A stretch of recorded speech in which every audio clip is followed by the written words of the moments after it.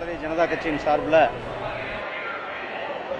சமக்கல்வி, மும்மொழி கல்வி அனைத்து மக்களுக்கும் கிடைக்க வேண்டும் என்ற மிகப்பெரிய ஒரு மக்களினுடைய கோரிக்கையை மக்கள் மன்றத்தில் மக்கள் வைக்கும் விதமாக மாபெரும் கையெழுத்து இயக்கமானது நடந்து கொண்டிருக்கிறது.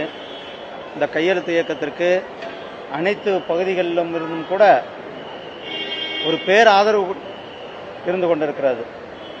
அரசாங்கம், காவல்துறையினுடைய தடைகள் எல்லாம் மீறி கூட ஒரு மிகப்பெரிய அளவில் மக்கள் ஆதரவு கொடுத்து கொண்டிருக்கிறார்கள்.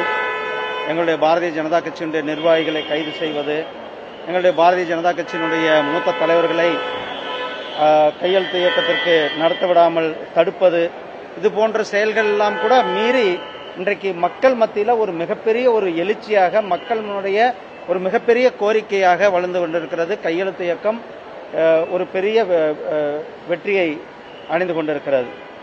அதே போல தமிழகத்தில் பொறுத்தளவுக்கு நேற்றைக்கு மரியாதைக்குரிய மாண்புமிகு உள்துறை அமைச்சர் அவர்களுடைய வருகை, அவருடைய நேற்றைக்கு அங்கு வந்து தக்கோலத்தில் இருக்கிற சிஎஸ்எஃப்னுடைய நிகழ்ச்சியில் கலந்து கொண்டார்கள்.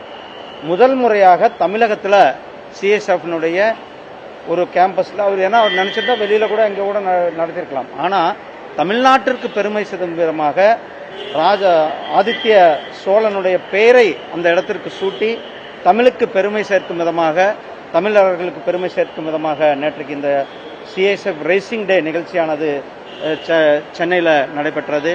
அதில் ஒரு கருத்தை சொல்லியிருந்தார்கள். அனைத்து மற்ற மாநிலங்களெல்லாம் பொறியியலிலும் அதே போல மருத்துவ கல்லூரியிலும்